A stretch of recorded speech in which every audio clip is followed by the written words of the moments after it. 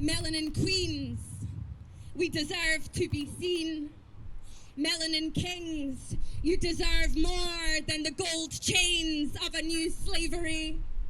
They want our bodies, want to sell our beings as commodities, mock our hair unless we wear a weave, and won't respect us unless our skin is bleached. Afro is the most natural hairstyle, but for professionals it is deemed as too wild. If you are mixed with white, you can just pass as all right, but you had better be just that extra bit polite, because it is fear that your presence incites. How did the day become afraid of the night, the light become afraid of the dark? Take a look around you, and what do you see? White faces modelled across every city. We can't escape the white supremacy. It's splashed across your TVs and magazines. Say hello to the white Jesus. Hell below. Church say pray on your knees for us. Just believe in us. A white man who came from Palestine. Laughable that this white man turned water into wine. Well, I will take my turn and I will pray to the divine, and I will ask, Father, was it you who created such divides? Told me to turn the other cheek, but take an eye for an eye. Are you taking backhanders from the devil on the sly? I take it that's so you could build your white heaven in the sky. Make us fear death when the most natural thing is to die. Was it you who put a white man's picture on the shrine and said worship?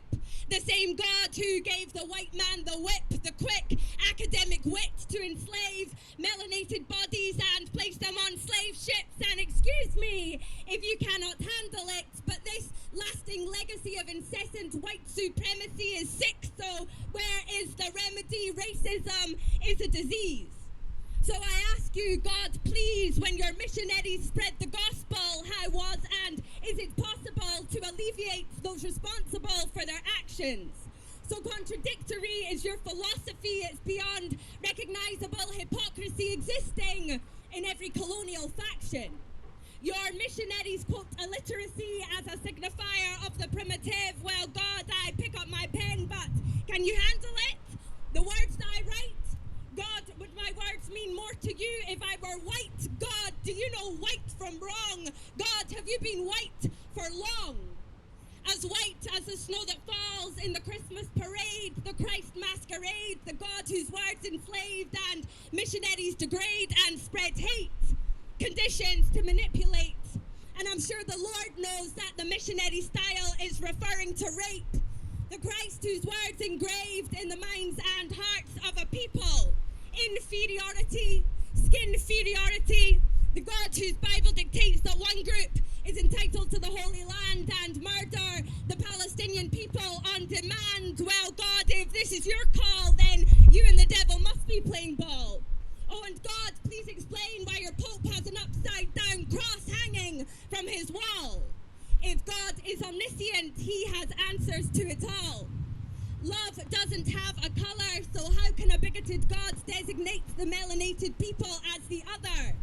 There is no such thing as reverse racism. It is a fact to say that the original people are black.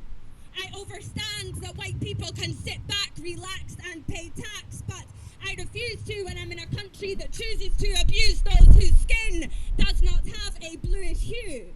Globally and at home too, and if that's news to you while you're thick in the midst of your white privilege, they say ignorance is bliss, and for those that are white, I'm sure it well and truly is. And these words are not to dismiss your experience. Every being's life has worth on this earth, but for what words are worth, believe me, facing daily oppression truly hurts. So I request that you take a step back from your white privilege and question why you're hashtag blessed and who created this, and question the ways in which you are surely, well and truly